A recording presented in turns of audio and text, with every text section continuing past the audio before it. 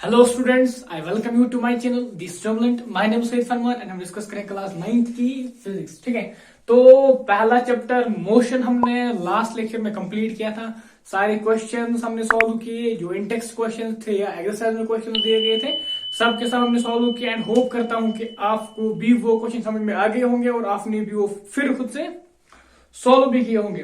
ठीक है, अब हमने मोशन तो पढ़ लिया है। ठीक है, तो अब हमें यह पढ़ना है कि मोशन को कौन से लॉज गवर्न करते हैं, मोशन में क्या चीजें होती है, किस तरीके से मोशन होती है, क्या काज होता है, क्या इफेक्ट्स होते हैं। ठीक है, बहुत सारी चीजें पढ़नी है। किसके बारे में?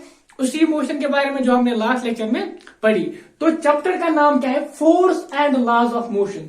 पहले तो हम फोर्स पढ़ेंगे जो मोशन का कॉज है। ठीक है, and laws of motion, motion किन लॉज के अकॉर्डिंग वर्क करती है, मोशन के लिए कौन से लॉज होते हैं, किन लॉज के अकॉर्डिंग मोशन होती है किसी बॉडी में। ठीक है, फोर्स पे आ जाते हैं तो एक सिंपल सी चीज है, आपने बहुत बार ऑब्जर्व किया होगा अपनी लाइफ में कि कुछ चीजें जैसे ही हम किसी चीज को पुश करते हैं, ठीक है, या पुल करते हैं तो वो मूव करती है, उसमें मोशन आ जाती है। ठीक है, हम यूजुअली कहते हैं कि जैसे हम किसी चीज को जो है मूव कुछ हिट करते हैं, ठीक, उसके बाद छोड़ देते हैं तो वो आगे जाके रेस्ट में आ जाती है। तो हम ये समझते हैं शायद कि जो रेस्ट है ये एक प्रेफर्ड सिचुएशन है, एक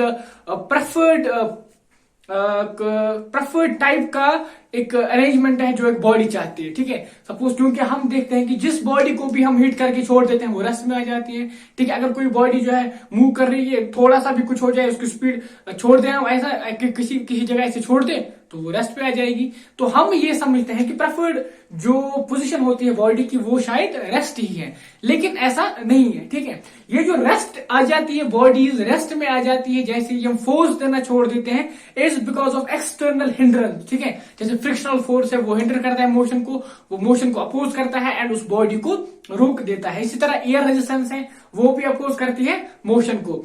तो क्या है कि नेचुरल टेंडेंसी है वो रेस्ट की नहीं है। ठीक है, क्या है हम आगे जाके सब डिस्कस करने वाले हैं। ठीक है, तो अभी के लिए ये समझना है कि फोर्स क्या है। ठीक है,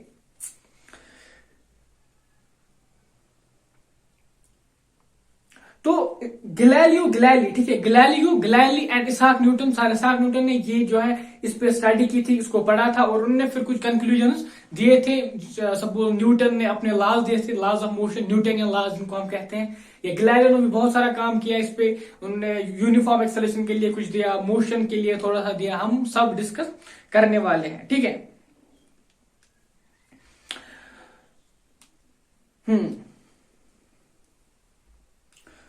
अभी तक किसी ने ये नहीं देखा है कि फोर्स जो है वो क्या है। ठीक है, फोर्स हमने नहीं देखा है, हम सिर्फ फोर्स के इफेक्ट्स देखते हैं, फोर्स के जो फोर्स देने के बाद जो कुछ चीजें उस ऑब्जेक्ट में होती हैं वो हम देख पाते हैं। ठीक है, लेकिन रियल फोर्स को हम नहीं देख सकते, क्योंकि अभी तक रियल फोर्स को हम कैसे एक्सपीरियंस कर सकते हैं कि फोर्स एक क्वांटिटी फोर्स क्या है ये हमें नहीं पता, लेकिन फोर्स से क्या इफेक्ट्स होते हैं वो हम देख सकते हैं, उन्हीं को हम स्टडी करते हैं। ठीक, सिंपल। फोर्स यूज कर सकते हैं हम किसी बॉडी की शेप चेंज करने के लिए। सपोज आपके पास बलून है, आपने बलून को प्रेस किया तो शेप चेंज होगी ड्यू टू फोर्स। इस तरह आपके पास स्प्रिंग है, आपने उसको स्ट्रेच किया तो उसकी शेप चेंज होगी बिकॉज ऑफ फोर्स। तो फोर्स को हम यूज कर सकते हैं स्ट्रेच करने के लिए, शेप चेंज करने के लिए, बॉडी को मोशन देने के लिए एटसेट्रा। ठीक, सिंपल है। हाँ, चलो हमारे टेक्स्ट ने कुछ एक टॉपिक दिया है, बैलेंस्ड एंड अनबैलेंस्ड फोर्स। ठीक, बैलेंस्ड एंड अनबैलेंस्ड फोर्स क्या दिया है? Balanced and unbalanced force, balanced and unbalanced.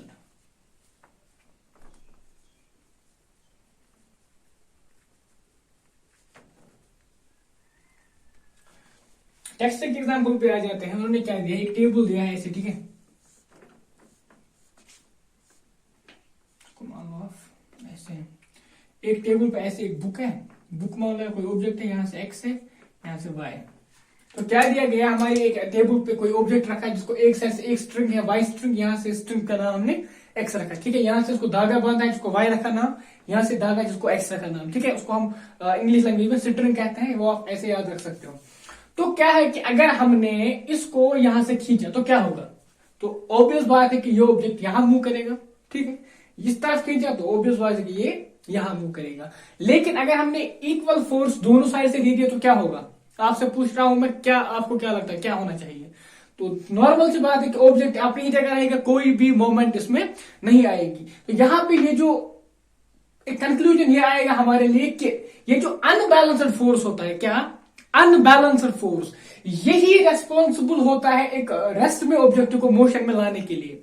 ठीक है, एक अनबैलेंस्ड फोर्स रेस्पॉन्सिबल होता है। बैलेंस्ड फोर्स अगर किसी बॉडी पे होंगे तो उसमें कुछ नहीं होगा, ना उसमें किसी टाइप की मोशन में चेंज आएगी। अगर वो यूनिफॉर्म मोशन में, अगर रेस्ट में, तो भी चेंज नहीं आएगी, क्योंकि ये बैलेंस, ये फोर्स आपस में कैंसल आउट हो जाते हैं। तो अभी के लिए आपको ये जो है, ये फोर्स जहां पे दोनों साइड से या एवरी साइड से इक्वल फोर्स अप्लाई किया जाता है ऑब्जेक्ट पे, उसको हम बोलते हैं बैलेंस्ड फोर्स। ठीक है, और बैलेंस्ड फोर्स जो है स्टेट ऑफ ऑब्जेक्ट चेंज नहीं करता। ठीक, नेक्स्ट एक और एग्जांपल दी गई है। एक ऐसा एक बड़ा सा बॉक्स है, ठीक है, बड़ा सा बॉक्स दिया है, और उसको क्या कर रहा है, उसको यहां पे दो बच्चे बनाए गए हैं, ये उसको पुश कर रहे हैं। ठीक है, ये अपने हाथ से इसको पुश कर रहे हैं।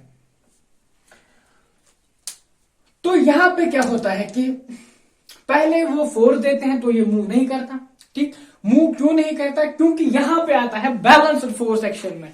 कौन सा बैलेंस्ड फोर्स? सपोज इन्होंने एक पर्टिकुलर फोर्स दिया, फोर्स का जो यूनिट है वो न्यूटन होता है। ठीक है, आगे जाके हम पढ़ने वाले, अभी के लिए मैं यूज कर रहा हूं। सपोज उन्होंने दिया 5 न्यूटन दिया फोर्स। ठीक, हम मानते हैं 5 न्यूटन कुछ फोर्स है, उनने फोर्स दे दिया।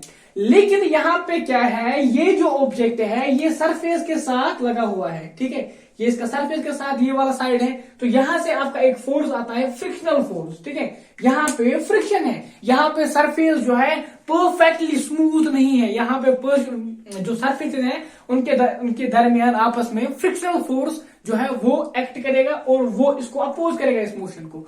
तो जैसे ही ये फोर्स देते हैं तो ये फोर्स यहां से फ्रिक्शन फोर्स आ जाता है और ये फोर्स बैलेंस होता है, तो नो मोशन इज प्रोड्यूस। ठीक है, क्योंकि फोर्स बैलेंस्ड है। इसी तरह क्या होता है कि ये अपना फोर्स और बढ़ाते हैं, जैसे ही ये और बढ़ाते हैं यहां से फ्रिक्शनल फोर्स, फिर से फ्रिक्शनल फोर्स इतना है कि वो उस फोर्स को भी बैलेंस कर पाता है। तो क्या होता है कि ये फिर से मूव नहीं करता। इसी तरह ये फोर्स बढ़ाते जाते हैं और एक टाइम ऐसा आता है जब ये इनका फोर्स इतना होता है कि वो इस फ्रिक्शनल फोर्स को कैंसल आउट करके इस ऑब्जेक्ट को मूव कराता है। मतलब तब आ जाती है कंडीशन कौन सी, अनबैलेंस्ड फोर्स वाली, और ऑब्जेक्ट मूव करता है। ठीक है, ये जो फ्रिक्शनल फोर्स है, सपोज ये है 10 न्यूटन, कितना है 10 न्यूटन। जैसे ही ये फोर्स बढ़ाते हैं 5, 7, 8, ठीक है, 9, 10, ये मूव नहीं करता। ठीक है, जैसे ही 10.1 न्यूटन फोर्स आ गया, ठीक है, 10.1 न्यूटन फोर्स आ गया, ये और ये 10 खत्म हो जाते हैं और 0.1 फोर्स यूज होता है इस ऑब्जेक्ट को मूव करने के लिए। ठीक है, क्यों? क्योंकि यहां पे 0.1 का अनबैलेंस आ गई, 0.1 की अनबैलेंस आ गई, वही 0.1 न्यूटन जो है रेस्पॉन्सिबल होगा इस ऑब्जेक्ट को मोमेंट देने के लिए, इस ऑब्जेक्ट को मोशन देने के लिए। ठीक है, सिंपल वे में समझना है इसको, कोई भी रॉकेट साइंस नहीं भरा है इसमें, सिंपल वे है। फोर्स दे रहे हैं हम, वहां से फ्रिक्शनल फोर्स आ रहा है, जब तक बैलेंस फोर्स होगा ऑब्जेक्ट मूव नहीं करेगा। जैसे ही अनबैलेंस फोर्स क्रिएट होगा, जैसे ही फोर्स में अनबैलेंस क्रिएट होगी, मतलब यहां का फोर्स कम होगा, यहां का ज्यादा होगा, तो ऑब्जेक्ट मूव करेगा। सिंपल सा कंक्लूजन है यहां पे कि अनबैलेंस्ड फोर्स यूज होता है मोशन देने के लिए। ठीक है, हाँ,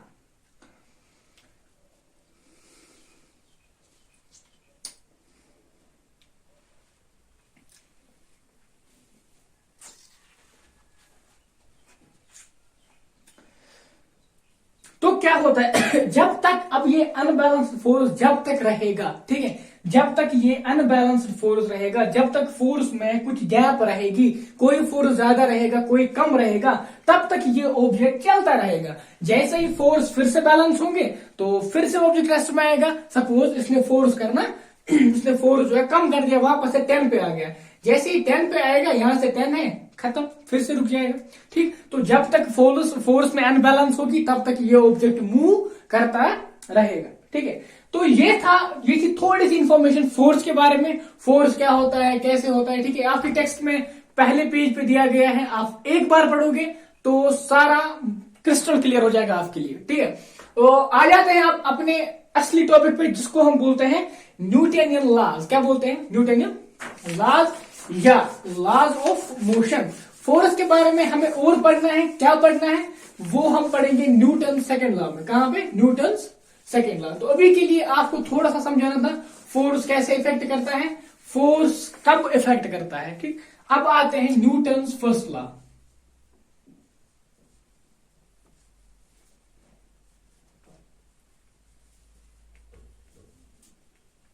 ठीक, देखो सिंपल है, इसमें कुछ नहीं करना है हमें। मैं आपको अच्छे वे में समझाऊंगा। मुझे पता है कि आपको ये लेक्चर देखने के बाद तो न्यूटन फर्स्ट लॉ तो आपको याद ही हो जाएगा। ठीक है, मैं आपको कुछ चीजें समझता हूं। सबसे पहले जो स्टडी की थी गैलीलियो ने की थी। ठीक है, गैलीलियो जो हमने पढ़ा था, अभी मैंने उसका नाम बोला था, तो उसने ये डिस्कस किया था।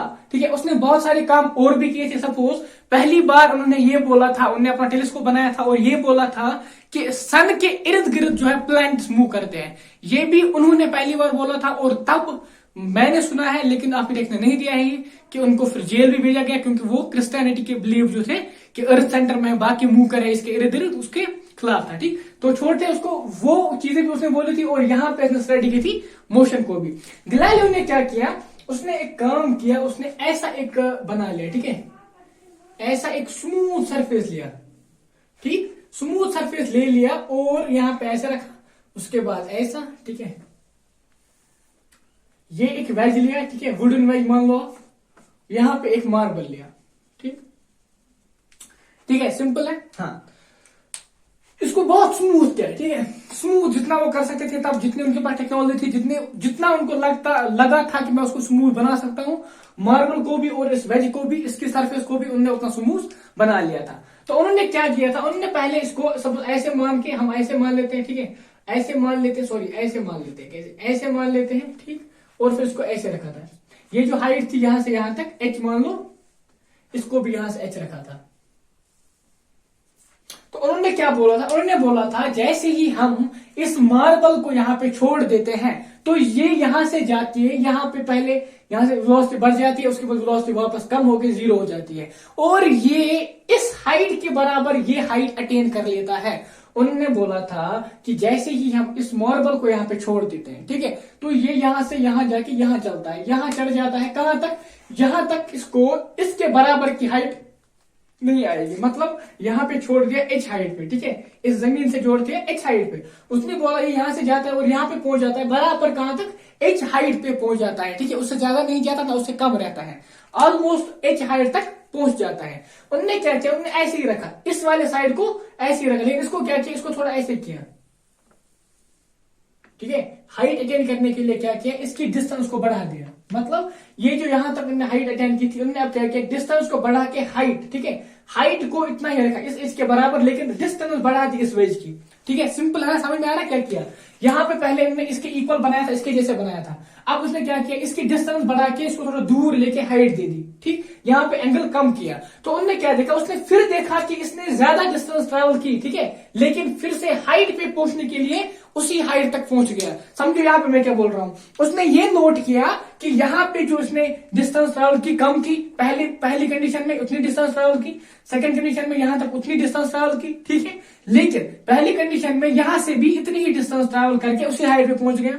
लेकिन सेकंड कंडीशन पे क्या हुआ, ये जो डिस्टेंस थी यहां से यहां तक ये ज्यादा थी, लेकिन ये फिर भी उतनी डिस्टेंस ट्रेवल किया और अपनी हाइट तक वापस जा पहुंचा। उसने फिर क्या किया, और एक चीज करके इसको और लंबा कर दिया। ठीक है, यहां तक ले लिया, हाइट h दी यहाँ पे। ठीक है, इसको हाइट h पे रखा, इस हाइट के बराबर। तो उसने क्या देखा, उसने देखा जब अब मैं मार्बल छोड़ रहा हूं, ये फिर से इतनी ज्यादा लंबी डिस्टेंस ट्रेवल करके अपनी हाइट पे पहुंच जाता है। तो उसने ये यहाँ पे कहा कि तुम कितनी भी डिस्टेंस यहाँ पे बढ़ा दो, इसका एक ही मकसद होता है इस मार्बल का कि मैं अपनी हाइट पे वापस पहुंच जाऊं। तो लास्ट में उन्होंने क्या किया, उन्होंने इसको प्लेन करके ऐसे कर दिया। ये वाला जो राइट वाला वेज था उसको प्लेन करके ऐसे रख दिया और उसके बाद इस मार्बल को छोड़ा। उन्होंने कहा ये मार्बल कंटिन्यूअसली मूव करेगा अंटिल ये इस हाइट में रहेगा, ये चीज ढूंढता रहेगा कि मैं कब इस हाइट तक पहुंच जाऊं, तब तक ये कंटिन्यू मूव करता रहेगा। समझ में आ रहा है। उन्होंने बोला कि अब जब हम इस मार्बल को यहाँ पे छोड़ देंगे तो ये यहां तक आता था, फिर यहां तक, फिर यहां तक, लेकिन अटेन क्या करता था, सेम हाइट। उसने बोला अब जब हमने इस प्लेन को स्मूथ किया तो ये यहाँ पे, अब हमने इस प्लेन को हॉरिजॉन्टल रख दिया तो ये यहाँ पे कंटिन्यूअसली मूव करता रहेगा। ये कोशिश करेगा कि मैं इस हाइट तक पहुंच जाऊं, ठीक है, तब तक ये मूव करता रहेगा। ठीक है, कंक्लूजन समझ में आ गया क्या बोला था हमने। लास्ट में मैं ये बोला कि जब आप इस मार्बल को छोड़ते हो तो ये कंटिन्यूअसली मूव करता रहेगा। ये चाहेगा कि मैं इस हाइट को कहीं पे जाके, आगे जाके कहीं मुझे ये हाइट मिल जाए, तब तक ये मूव करता रहेगा। ठीक है, तो ये जो चीज थी, ये ग्लैलियो ने डिस्कस की थी, ग्लैलियो ने ये चीजें पढ़ी थी और उसके बाद इसके मतलब ये जो कंक्लूजन उसको आ गए थे। ठीक है, उसके बाद यही चीज जो है फिर से डिस्कस की थी, फिर से पढ़ी थी इसाक न्यूटन ने। ठीक है, उसने क्या कहा कि unbalanced forces required to change the motion of the marble but no net forces needed to sustain the uniform motion of the marble.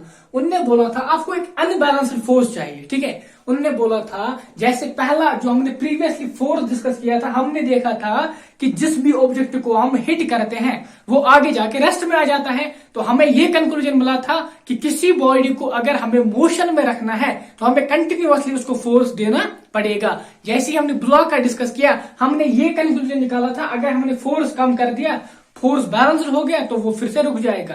तो जब तक हम कंटिन्यूअसली फोर्स देते रहेंगे तब तक वो चलता रहेगा। इसने बोला नहीं, ऐसा नहीं है, फिर मोशन क्रिएट करने के लिए आपको अनबैलेंस्ड फोर्स चाहिए बस, उसके बाद नेट फोर्स नहीं चाहिए इस बॉडी को कंटिन्यूअसली मोशन में रखने के लिए। ठीक है, इसने चेंज कर दिया स्टेटमेंट। इसने बोला कि आपको सिर्फ पहले चाहिए फोर्स, ठीक है, कि आप मोशन स्टार्ट करो, उसके बाद आपको कंटिन्यूअसली फोर्स नहीं देना पड़ेगा उस बॉडी को मूव करने के लिए। ठीक, तो फिर हमें फोर्स क्यों देना पड़ता है, क्योंकि वहां पे फ्रिक्शनल फोर्स आ जाता है, वहां पे एयर रेजिस्टेंस आ जाती है जो हमारी मोशन को हिंडर करती है। यहाँ पे सब स्मूथ बनाया गया था, एक आइडियल कंडीशन ली गई थी, तो उसने कहा यहाँ पे आपको कंटिन्यूअसली फोर्स नहीं देना पड़ेगा। ठीक है, in practical situations it is difficult to achieve a zero unbalanced force. ठीक, this is because of the presence of frictional force acting opposite to the direction of motion. Thus, in practice, the marble stroke of traveling some distance, the effect of the friction force may be minimized due to smooth marble and smooth plan and providing lubricant at the top of the plan. ठीक है, तो उसने बोला था कि आपको सिर्फ पहले चाहिए कुछ फोर्स जो उसको मूव करे, जो उसको मोशन दे, उसके बाद आपको फोर्स नहीं चाहिए अगर आपकी कंडीशन आइडियल है। ठीक है, अगर आइडियल कंडीशन, अगर फ्रिक्शन फोर्स नहीं है या एयर रेजिस्टेंस नहीं है तो आपको कोई फोर्स नहीं चाहिए इसको कंटिन्यूअसली मूव कराने के लिए। उसके बाद इसाक न्यूटन आए थे, इसाक न्यूटन ने यही ऑब्जर्वेशंस पढ़ ली थी और कुछ बहुत वेज में डिस्कस किया था, बहुत वेज में डिस्कवर किया था इसको और पढ़ा था जानने के लिए कि क्या चीजें हैं जो मोशन को गवर्न करती है। तो उन्होंने अपना एक पहला लॉ दिया था। ठीक है, 3 लॉ उन्होंने दिए थे मोशन के लिए। पहला लॉ जो है वो ये है कि N object remains in a straight line. ठीक है, स्ट्रेट लाइन यहां पे मतलब वो एक कंटिन्यूअस डायरेक्शन में, पर्टिकुलर डायरेक्शन में मूव करेगा। ठीक है, या दूसरे वे में इसको बता सकते हैं an object remains in a state of rest. ठीक है, या तो ऑब्जेक्ट रेस्ट में रहेगा और in a state of uniform motion in a straight line. याद रखना, in a straight line unless compelled to change the state by an applied force. ठीक है, हाँ, बंद करते इसको, देखते मैं आपको बताता हूं। उसने बोला एक ऑब्जेक्ट जो है, ठीक है, अगर वो रेस्ट में है, कहां पे है, ये ऑब्जेक्ट है, ये रेस्ट में, दूसरा ऑब्जेक्ट है, ये चल रहा है यूनिफॉर्म मोशन। यूनिफॉर्म मोशन क्या होता है, यूनिफॉर्म स्पीड क्या होता है, ये आपको सब पता है, ये फिर से मुझे बोलने की जरूरत नहीं है। उसने बोला कि अगर कोई ऑब्जेक्ट रेस्ट में है, ठीक है, या यूनिफॉर्म मोशन में है, ठीक है, एक कांस्टेंट वेलोसिटी से चल रहा है एक स्ट्रेट लाइन में, ठीक, ये तब तक दोनों ऑब्जेक्ट्स या रेस्ट या यूनिफॉर्म मोशन दोनों में से कोई भी तब तक अपनी स्टेट चेंज नहीं करेगा जब तक इसको कंपेल नहीं किया जाएगा चेंज जो है करने के लिए। सपोज उसने बोला ये तब तक कंटिन्यूअस डायरेक्शन में ही रहेगा जब तक इस पे फोर्स अप्लाई नहीं किया जाएगा इसकी डायरेक्शन चेंज करने के लिए। ठीक है, ये ऑब्जेक्ट तब तक रेस्ट में रहेगा जब तक इस पे फोर्स अप्लाई नहीं किया जाएगा, जब तक इसको कंपेल नहीं किया जाएगा इस स्टेट से मोशन में जाने के लिए पहला लॉ यही है कि जो भी बॉडी रेस्ट में है या यूनिफॉर्म मोशन में है वो उसी मोशन में रहेगी, उसी स्टेट में रहेगी जब तक इसको हम कंपेल नहीं करेंगे, जब तक उस पर फोर्स अप्लाई नहीं होगा उसकी पोजीशन या स्टेट चेंज करने के लिए। ठीक है, समझ में आ रहा है मैं क्या बोल रहा हूं? सिंपल चीज है, समझना है आपको। उसने बोला अगर रेस्ट में है तो ये हमेशा रेस्ट में रहेगा। ठीक है, अगर यूनिफॉर्म मोशन में है तो हमेशा यूनिफॉर्म मोशन में रहेगा अंटिल इसको हम कोई चेंज, एक्सटर्नल चेंज, इसको एक्सटर्नल चेंज आ जाए और इसको वो कुछ चीज सपोज उसको रेस्ट में लाए, इसको मोशन में लाए, तब तक ये खुद अपनी पोजीशन, अपनी स्टेट चेंज नहीं करेंगे। ठीक, तो वहां पे एक चीज आती है जिसको हम बोलते हैं इनर्शिया। ठीक है, इनर्शिया क्या होता है? सपोज एक प्रॉपर्टी होती है बॉडी की। ठीक है, ये जो बॉडी है ये रेस्ट में क्यों रहेगी? आपसे पूछा जाएगा ये रेस्ट में क्यों है, ये मोशन क्यों नहीं करेगी अपने आप? न्यूटन का पहला लॉ ये नहीं करेगी, हमेशा रेस्ट में रहेगी ये बॉडी हमेशा यूनिफॉर्म मोशन में रहेगी। आपसे पूछा जाए क्यों ये रेस्ट से क्यों नहीं जाएगी मोशन में, हमें इसको जो है फोर्स क्यों देना पड़ेगा? इसके लिए है एक लॉ जिसको हम बोलते हैं लॉ ऑफ इनर्शिया। ठीक, इनर्शिया मतलब इनर्शिया एक प्रॉपर्टी होती है बॉडी की जिससे वो चेंजेस को रेजिस्ट करता है। समझ रहे हैं मैं क्या बोल रहा हूं? ये बॉडी रेस्ट में रहेगी, रेस्ट में क्यों रहेगी? क्योंकि इसके अंदर एक प्रॉपर्टी है। ठीक है, एक प्रॉपर्टी इस बॉडी के अंदर जो इसको रेजिस्ट करती है अपनी बॉडी में चेंज लाने से। ठीक है, रेजिस्ट करती है अपनी बॉडी में चेंज लाने से। ये जो बॉडी है यूनिफॉर्म मोशन में रहेगी। क्यों? क्योंकि इसके अंदर एक प्रॉपर्टी है जिसको इनर्शिया बोलते हैं। वो इनर्शिया क्या करता है? वो इनर्शिया इसको स्टॉप नहीं होने देगा, वो इसको स्टॉप मतलब उसकी जो स्टेट है उसमें चेंज नहीं होने देगा। ठीक है, वो जो प्रॉपर्टी है उसको हम बोलते हैं इनर्शिया। क्या बोलते हैं? इनर्शिया।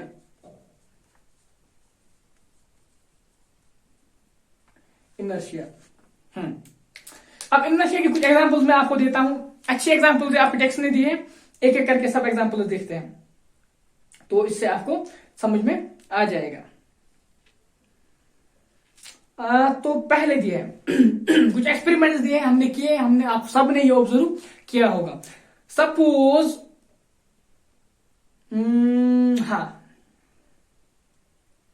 मोटर कार में हम बैठे हैं। ठीक है, और वो रेस्ट में है। जैसे ही हम कार में बैठे होते हैं, ठीक है, तो हम रेस्ट में होते हैं। अगर हम कार में देखेंगे तो हम रेस्ट में होते हैं as compare to our surrounding car में।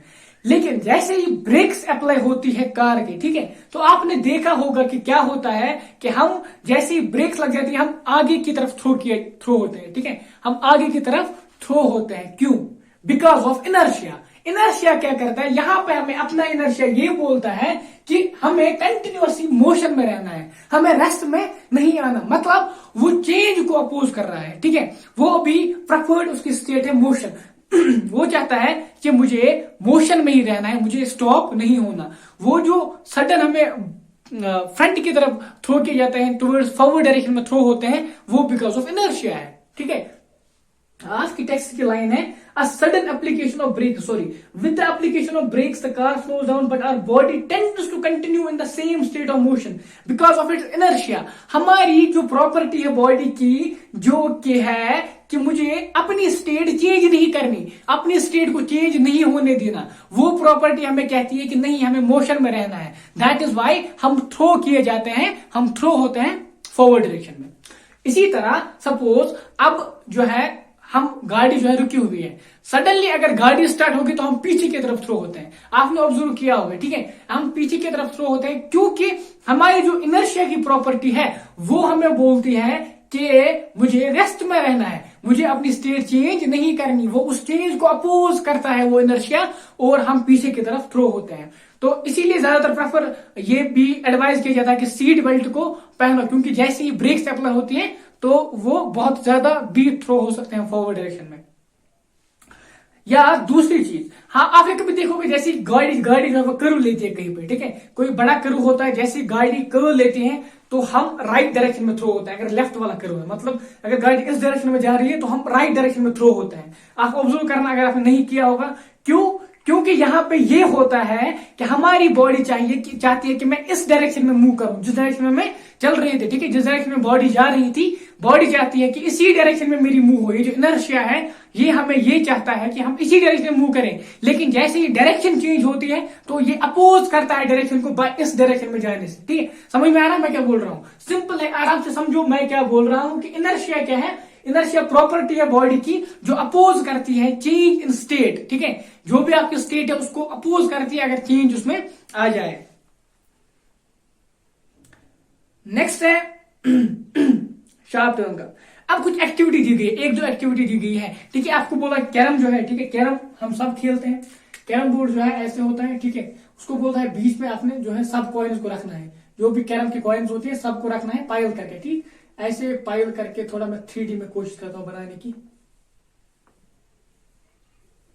ताकि थोड़ा सा आपको दिखे। ठीक है, आप मान लो ऐसे जो है सारे कॉइन्स पाइल करके हैं, यहां से आप स्ट्राइक कर लो और उसको थ्रो करो। आप अगर फास्ट स्ट्राइकर थ्रो करते हो तो आप ये देखोगे कि नीचे वाली कॉइन बाहर जाती है, लेकिन नीचे वाली कॉइन जो है वो आउट हो जाती है इस पाइल से, लेकिन जो बाकी कॉइन है वो सीधे वहीं पे अपनी उसी पोजिशन में रहते हैं, वो बिकॉज ऑफ इनर्शिया। ठीक है, वो जो इनर्शिया है वो इनर्शिया उनको रेजिस्ट करता है चेंज, तो वो inertia because of that inertia वो वहीं पे पाइल में रहते हैं। या एक और ट्रिक है वो ऐसे हम ग्लास लेते हैं, ठीक है,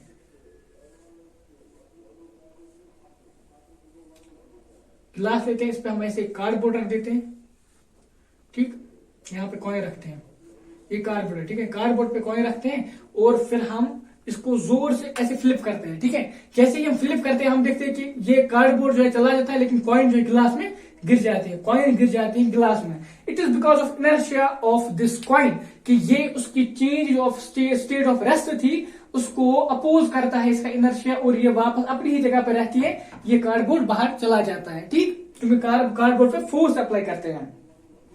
ये इनर्शिया की एग्जाम्पल्स है। ठीक है, सिंपल चीज है इनर्शिया की, ये वाली एग्जाम्पल्स है, इससे आपको समझना है कि इनर्शिया क्या है, इनर्शिया किस तरीके से हमें कंपेल करता है कि हम चेंज न करें अपनी बॉडी की स्टेट में। अब इनर्शिया और मास जो है, ठीक है, दो चीजें हैं, इनर्शिया एंड मास। हाँ, तो पहले इसके बाद क्वेश्चन देखेंगे कुछ है। इनर्शिया एंड मास, इनर्शिया और मास में क्या चीजें हैं, किन वे से हम इनको आपस में कंपेयर कर सकते हैं। देखो, सपोज मैं आपको बोलूंगा आपके पास एक फुटबॉल है, ठीक है, और उसी सेम साइज का एक स्टोन है आपके पास, मैं आपको बोलूंगा दोनों को लात मारेंगे, आप क्या बोलोगे? ठीक है, सिंपल सी चीज है, अगर आपने पत्थर जो है स्टोन को लात मारी तो पैर में जो है स्टिच लगाने पड़ेंगे और बैंडेज भी 1-2 महीने तक रखना पड़ेगा। ठीक है, क्योंकि वो जो है उसका इनर्शिया ज्यादा है। इनर्शिया ज्यादा है क्यों? क्योंकि उसका मास ज्यादा है। ठीक है, समझ रहे हैं यहां पे मैं क्या बोल रहा हूं। इसी तरह अगर कोई ट्रक है, ठीक है, ट्रक है और एक छोटी सी कार है, आपको बोला गया कि आपको दोनों को स्टॉप करना है। ठीक है, दोनों की स्पीड सेम है। ठीक, या आपको बोला गया कि दोनों को आपको मूव करवाना है, दोनों रेस्ट में है, तो क्या करोगे आप? किसके लिए आपको ज्यादा फोर्स देना पड़ेगा? ठीक है, किसके लिए आपको ज्यादा मेहनत करनी पड़ेगी मूव कराने के लिए? तो सिंपल है, क्योंकि जिसका मास ज्यादा होगा उसका इनर्शिया ज्यादा होगा, उसमें चेंज लाने की, जो वो चेंज को प्रिवेंट करने की वो सलाहियत ज्यादा होगी। ठीक, तो ये जो इनर्शिया है डायरेक्टली डिपेंडेंट है मास पे। ठीक है, इनर्शिया जो है, inertia is proportional to mass. जितना आपका मास ज्यादा होगा उतना आपका इनर्शिया ज्यादा होगा, उतना ही वो ज्यादा रेजिस्ट करेगा चेंज को अपनी स्टेट में। ठीक, समझ में आ रहा है मैं क्या बोल रहा हूं? ये जो मास है ये प्रोपोर्शनल है इनर्शिया के। अगर आपका मास ज्यादा है तो इनर्शिया ज्यादा है, अगर मास कम है तो इनर्शिया कम है। ठीक, क्योंकि ये जो है ये प्रॉपर्टी है जो अपोज करती है मोशन को। अब जिसका मास ज्यादा होगा वो ज्यादा अपोज कर सकती है, क्योंकि उसको ज्यादा फोर्स चाहिए वहां से वो स्टेट चेंज करने के लिए। तो ये आपको याद रखना है कि हेवी जो ऑब्जेक्ट्स होते हैं उनका इनर्शिया ज्यादा होता है, लाइट वालों का कम होता है। सिंपल चीज है, आप खुद भी इसको समझ सकते हो। The mass of an object is a measure of its inertia. Simple है, ये ज्यादा नहीं पढ़ना है। क्वेश्चन दिए गए हैं, which of the following has more inertia, a rubber ball and a stone of a same size. किसका है? ठीक, समझ में आ गया आपको। B, a bicycle and a train. ये नहीं बोलना है, आपको पता है। A 5 rupee coin and a 1 rupee coin. किसका है? सिंपल है, 5 रुपी कॉइन का है। Second, in the following examples try to identify the number of times the velocity of a ball changes. अब फुटबॉल प्लेयर की किसा football to another player of his team who kicks the football towards the goal. The goalkeeper of the opposite team collects the football and kicks it towards the player of his own team. Also identify the agent supplying the force in each case. आपको बोला गया है कि कब कब velocity change होगी, ठीक है। जैसे ही पहली वाले ने बॉल को किक किया तो वेलोसिटी चेंज होगी क्योंकि उसने फोर्स अप्लाई किया। सेकंड वाले ने किया तब भी फोर्स अप्लाई किया तब भी चेंज होगी, ठीक है। वेलोसिटी अगर हम मानेंगे कि सेम फोर्स से सारे किक कर रहे हैं, स्टिल वो डायरेक्शन चेंज कर रहे हैं तो वेलोसिटी चेंज हो रही है, ठीक है। इसी गोल की ने बॉल को पकड़ा तो वेलोसिटी 0 हो गई, उसके बाद थ्रो किया तो फिर से वेलोसिटी में चेंज आएगी। तो फोर्स वही एजेंट से पहले में पहला प्लेयर, फिर सेकंड प्लेयर, फिर गोल की जो है, ठीक है, गोलकीपर जो है वो अप्लाई करता है। Explain why some of the leaves may get detached from a tree if we vigorously shake its branch. Important question है आपके लिए। अगर हम किसी ब्रांच को जो है ऐसे शेक करते हैं तो वहां पे कुछ लीव्स क्यों डिटैच हो जाते हैं? यही तो है ना जो हमने अभी पढ़ा, इनर्शिया है, लीव्स का इनर्शिया है। ये जो लीफ ऐसे है, ठीक है, ऐसे एक लीफ है, ये अटैच है ब्रांच से, ठीक। तो जैसे ही हमने ब्रांच को शेक किया, ये चाहता है कि मैं यहीं पर रहूं, ठीक है। इसका इनर्शिया चाहता है कि यहां से जैसे ही हमने ब्रांच को शेक किया ऊपर और नीचे, ठीक है, तो इसका इनर्शिया ये चाहता है कि इसकी जो स्टेट ऑफ रेस्ट है इसमें चेंज ना आए। जैसे ही हम शेक करते हैं तो ये अपनी पोजीशन अटेन करना चाहता है, ये अपनी स्टेट को बरकरार रखना चाहता है, ठीक है, ये अपनी स्टेट को कंटिन्यू करना चाहता है। दैट इज वाई ये डिटैच हो जाता है, क्योंकि ये ऊपर चला जाता है ब्रांच, ये यही पे रह जाता है, तो ये डिटैच हो जाए ब्रांच से। इसी तरह जैसे ही हम अपने घर के जो है फर्श को बाहर निकालते हैं, उसके बाद उसको हिट करते हैं तो वहां से डस्ट पार्टिकल्स बाहर निकलते हैं। कैसे? जैसे ही आपकी मेटिंग है अपने रूम की वो ऐसे, ठीक है, यहाँ पे इसमें डस्ट पार्टिकल्स है, तो जैसे ही आपने इसको हिट किया तो डस्ट पार्टिकल्स का इनर्शिया इनको यहीं पे रखता है, ठीक है, और ये जो आपकी मेटिंग है ये पीछे चली जाती है तो ये डस्ट पार्टिकल्स नीचे गिर जाते हैं, ठीक है। समझ में आ रहा है मैं क्या बोल रहा हूँ? इनर्शिया जो है एक खतरनाक प्रॉपर्टी है, बहुत ही इंपॉर्टेंट प्रॉपर्टी है। इसी से आप बहुत सारी चीजें एक्सप्लेन कर सकते हो। आपकी जो मीटिंग है आपके रूम की, जैसे ही आप हिट करोगे डस्ट पार्टिकल का इनर्शिया इनकी स्टेट ऑफ रेस्ट को जो है कंटिन्यू रखना चाहता है। That is why dust particle यहीं पे रह जाते हैं और मीटिंग जो है वो पीछे चली जाती है, डस्ट पार्टिकल्स फॉल होते हैं। लीव्स का भी यही है, लीव्स का इनर्शिया इनको वहीं पे रखना चाहता है, लेकिन ब्रांच जैसे ही मूव करती है तो इनका इनर्शिया इनको उसी स्टेट में रखना चाहता है, रेस्ट में, तो ये गिर जाते हैं, ठीक है। सिंपल है, समझ में आ गया? हाँ, नेक्स्ट क्वेश्चन है एक और, ये भी देखते हैं। Why do you fall in a forward direction when a moving bus brakes to stop and fall backward when it accelerates from rest? अभी तो बताया, मैं यही तो बता रहा था इनर्शिया के बारे में कि जैसे ही हम गाड़ी ने ब्रेक से अप्लाई किए, हमारा इनर्शिया, हमारी मोशन जो अभी है, कंटिन्यूअस मोशन जो है, उसमें हमें कंटिन्यू रखना चाहता है। हमारा इनर्शिया हमारी स्टेट को चेंज नहीं होने देना चाहता, तो दैट इज वाई हम कंटिन्यू, हम फॉरवर्ड मूव करते हैं, ठीक है। इसी तरह जैसे ही ब्रेक से अप्लाई होती है और इसी तरह जैसे ही स्टार्ट होता है तो हमारी बॉडी चेक रेस्ट में रहे, तो इसलिए हम पीछे की तरफ मूव होते हैं। सिंपल है, एक बार टेक्स्ट से पढ़ना है तो आपको समझ में आ ही जाएगा। नेक्स्ट जो है लॉ, वो है लॉ न्यूटन सेकंड लॉ, वो करेंगे नेक्स्ट क्लास में डिस्कस। अभी के लिए जल्दी से स्क्रीनशॉट ले लो या वीडियो को पॉज करो। बाकी आज के लिए इतना ही, आज के लेक्चर में इतना रहने देते हैं, वही है। बाकी शेयर करना है वीडियो को अपने फ्रेंड्स के साथ एंड लाइक का बटन तो दबाना ही दबाना है। हमारे साथ जुड़ सकते हैं अपने इंस्टाग्राम, टेलीग्राम एक्सेट्रा। बाकी thanks for watching, thanks a lot.